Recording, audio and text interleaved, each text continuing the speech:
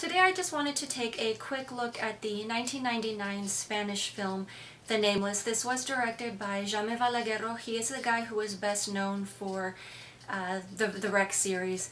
So this film is actually an adaptation of a novel, the novel of which of course was entitled The Nameless, and the Spanish language version, which would be Los Sin Nombre. So this film is based off of the 1981 novel written by Ramsey Campbell. He is of course known for writing things of a dark or supernatural nature. I guess to a degree one could compare him to H.P. Lovecraft, and that actually does happen to be one of his inspirations.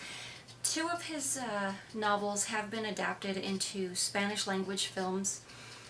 The first of which that we are discussing today, which is Los Sin Nombre, or The Nameless. And the second novel is the 2001 book called Pact of Fathers, which was adapted in 2002 and was retitled El Segundo Nombre, the second name.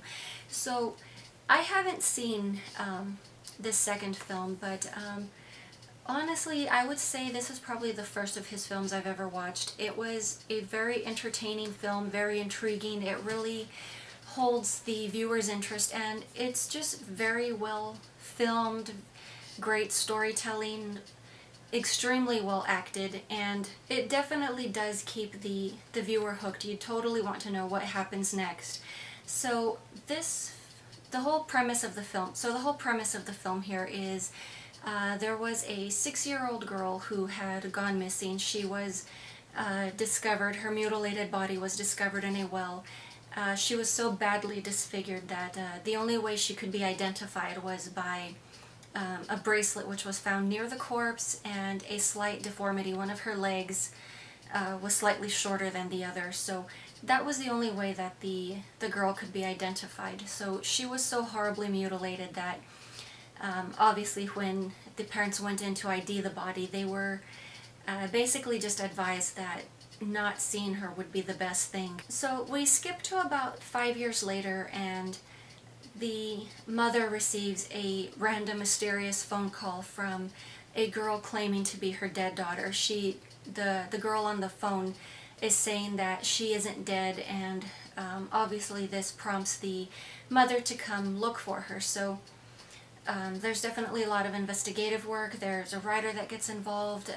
The retired officer who was on the case also helps her out, but she gradually discovers that her daughter was abducted by a group of cult members, and ultimately they just kind of, I guess you could say, corrupt children in a sense. So obviously, being a mother, even though she was told or led to believe that her daughter was dead, she needs to investigate. And that's one of the great things about this film, is it's a very believable portrayal of the grief that a parent goes through due to the loss of a child. So throughout the course it's mentioned, but we really don't see it, is the parents were divorced.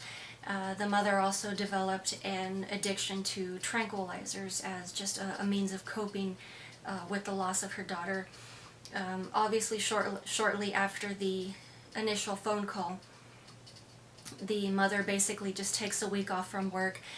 We see her sitting around at home watching old home videos, and she's obviously very visibly upset. But I would say it's definitely a mother's love that just pushes her forward to want to know what actually did happen. So I really don't want to discuss too much further, because I don't want to ruin the plot for those of you who may be interested in watching this film.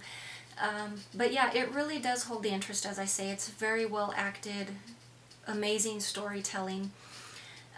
There are a lot of dark and occult elements to this, and it's just the whole fact that, even the fact that there was a doctor involved in this. He had to be let go because due to circumstantial evidence, things like that, but it really is an interesting story. So oddly enough, it was back in 1999 that Miramax purchased the US distribution rights to this film, but for some reason it was not actually released to home video until 2005. I really couldn't find any reason for this, but I definitely found that extremely interesting, just the fact that it was held up for quite a bit.